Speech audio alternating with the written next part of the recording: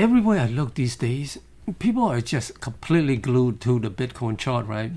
They're zooming in like crazy, drawing all these lines everywhere, hunting desperately for that perfect support level, refreshing the price alerts every 5 minutes, and basically obsessing over every little tick up or downs.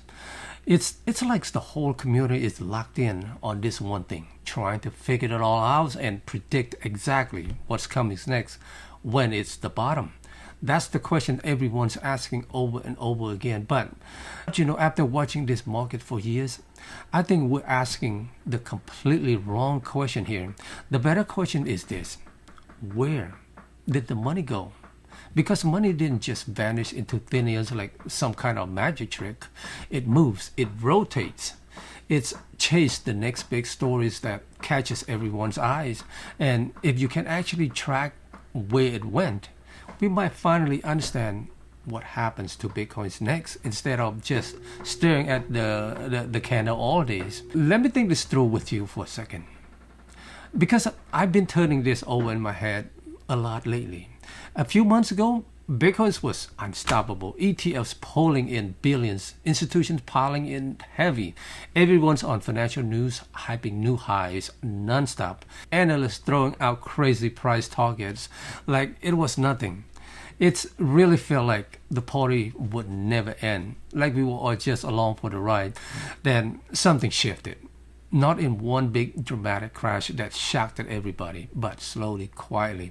Almost like you didn't notice it's happening at first until you step back and realize the whole vibe had changed. Attention just moved.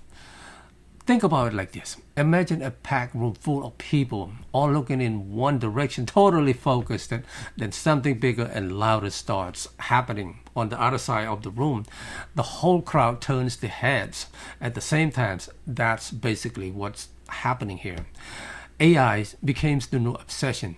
Every week, there was another insane headlines. Nvidia crushing earnings, new AI models that are supposed to change the world, stocks going parabolic, and a lot of people, big money and regular folks like us, started chasing that instead because it feels like the future was happening right now, right in front of our faces. Bitcoin didn't lose because it's worse than AIs or anything like that. It just lost the spotlight for a while. And in this game, attention is everything. When people look away, the buying pressure slows down. Volume drops and prices start struggling to hold up. But it wasn't just that. Let me keep thinking this out with you. Early this year, those Bitcoin ETFs were like rocket fuels. No money's coming in every week meant real buying pressures on Bitcoin itself. Then those inflows started cooling off. Lately, we even see weeks with hundreds of millions, sometimes billions flowing out. That's definitely didn't help the situation at all. And then fear showed up, like it always does in these moments. One red day turns into a flood of scary headlines about debt, interest rates staying high, the economy slowing down, global tensions. All of it's piling on. Before you know it, people stop asking how high it can go and start asking how low it can fall. That fear feeds on itself and makes everything feel heavier. Oh, and don't let me start on leverage. Traders borrowing bigs to make their wins bigger. That works great when price is going up. When it turns the other way, liquidations start piling up fast, forcing more selling, which causes even more liquidations. That's definitely made this drop feels a lot worse than it's to be.